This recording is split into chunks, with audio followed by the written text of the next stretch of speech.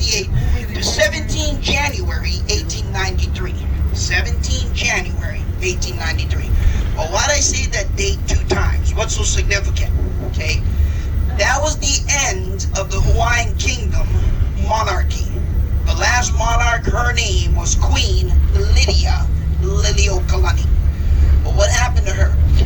Ladies and gentlemen, she was deposed of, or some people say overthrown. Okay, let me be clear. This is not BK's opinion. Look in the history books, and the history books will tell you the same thing that I just recited. Okay, 17 January 1893. Now, what about 1894 to 1898? Hawaii was a republic. What about 1898? Hawaii was a territory. Other territories that belonged to the U.S. was Puerto Rico and Guam. Okay. Then when did Hawaii become the 50th state? August 21st, 1959. August 21st, 1959. Okay. So as you can see, I broke it down in 4 segments. The ending of the monarchy, Hawaiian Kingdom, when we became a republic, territory, and state. 50th state of the U.S. What else? What's the name of the capital of Hawaii? The capital is known as Honolulu. What about the population? The population is approximately 1.4 million. Notice I said approximately, not exact. Okay, industries. What industries do we have? Number 1 is tourism. That goes without saying. Okay, Hawaii relies on the guests and visitors coming here because they impact the economy. Number 2 is the military. You have every branch of the military service, Army, Navy, Air Force, Marine Corps, Coast Guard located here.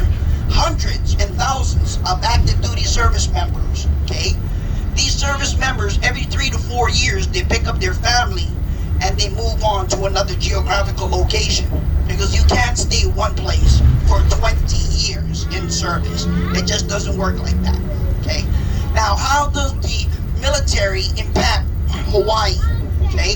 With all these service members here, they help with the economy. Also, there's a lot of military installations. The state of Hawaii receives funding from these military installations for occupying the land that the installations are built on. And lastly, there's a lot of jobs that need to be filled on these installations. So they provide an opportunity for the civilian sector for jobs, work, and employment. Okay? So those are the factors how the military impacts Hawaii. What is number 3? Number 3 is agriculture and farming. Believe it or not, there's a lot of farming that goes on throughout the Hawaiian Islands.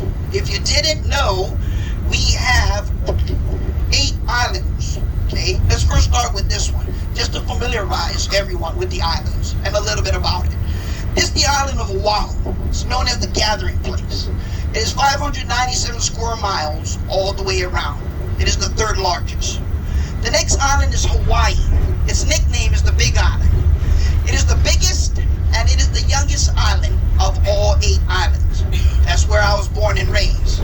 If you ever want to go see volcanic activity, go to the Kilauea Volcanoes National Park. Okay? The volcano is always active.